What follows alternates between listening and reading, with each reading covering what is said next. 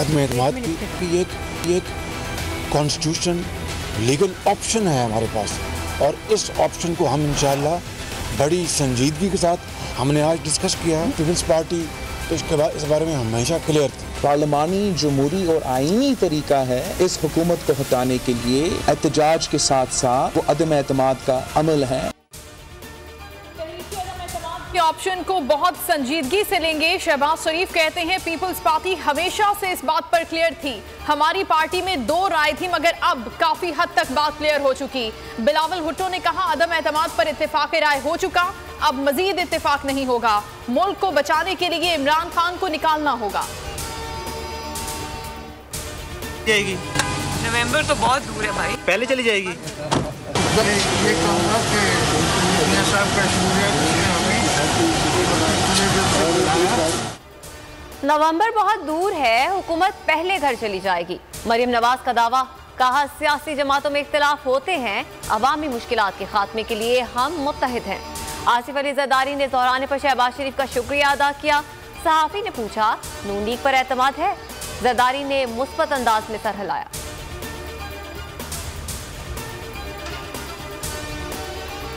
नून league ने peoples party के long मार्च में शरीक होने से इनकार कर दिया। पीपी ने दावत दी, नून लीग ने शर्त सामने रखी। लीगी क़यादत ने कहा लॉन्ग मार्च के बाद अगर धरना दिया जाए तो शरीक होंगे। पीपल्स पार्टी ने धरना देने से इनकार कर दिया। नून लीग ने पंजाब में इस्तकबाल की हामी भरी। पीपी और नून लीग की मुलाकात की अंदरूनी कहानी, अहम तरीन मुलाकात में अदम एतमाद पर इत्तेफाक न हो सका। शहबाज शरीफ ने जरदारी का पेट फाड़कर पैसे निकलवाने थे, इसलिए आसिफ अली जरदारी और बिलावल खुद शहबाज शरीफ के पास चले गए। फवाद चौधरी के ऑपोजिशन के दौरान पर तंजियावार, कहा जिन लोगों की इज्जत नफ्स ना हो उनकी सूरत-ए-हाल ऐसी ही होती है। पहले दिन से कह रहे हैं ये लोग कभी अलग नहीं, इमरान खान की दुश्मनी में इकट्ठे हैं। फारूक हबीब बोले ये जितनी मुलाकातें कर लें हुकूमत को फर्क नहीं पड़ता। नवाज शरीफ की सियासत नस्ला टावर की तरह और आसिफ जरदारी की तिजारत तिजौरी हाइट्स की तरह गिरेगी। सारे गंदे अंडे एक साथ इस्लामाबाद आए, वजीर दाखिला शेख रशीद का चैलेंज। असद उमर ने कहा पहुंची वहीं पर खाक जहां का खमीर था। कौम इंतजार करती रही, मुलाकात में पेट फाड़े जाएंगे, सड़कों पर घसीटा जाएगा। इमरान खान ने पहले ही कहा था नवाज और जरदारी एक ही सिक्के के दो रुख हैं। बहुत जल्द इक़्तिदार में आकर सी पैक पर काम शुरू करेंगे। मौलाना फजल रहमान कहते हैं मौजूदा हुकूमत ने मुल्क को तबाह कर दिया। 3 साल से भीख मांगकर कौम को जलील कर रहे हैं। 3 साल बल्ले की हुकूमत देख ली, अब इन्हें मुसल्लत रहने का कोई हक नहीं रहा।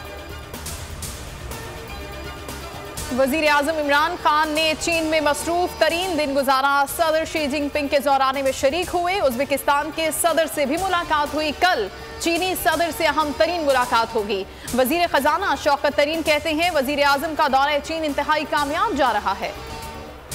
यौम यकजहती कश्मीर जोशो जज्बे से मनाया गया। मरकजी तकरीब आज़ाद कश्मीर में हुई। सदर आरिफ अलवी, सदर आज़ाद कश्मीर और army chief general Qamar Javed Bajwa की शिरकत। शहर शहर, नगर नगर एहतजाजी रैलियां। कोहाला पुल पर इंसानी हाथों की सबसे बड़ी जंजीर बनाई गई।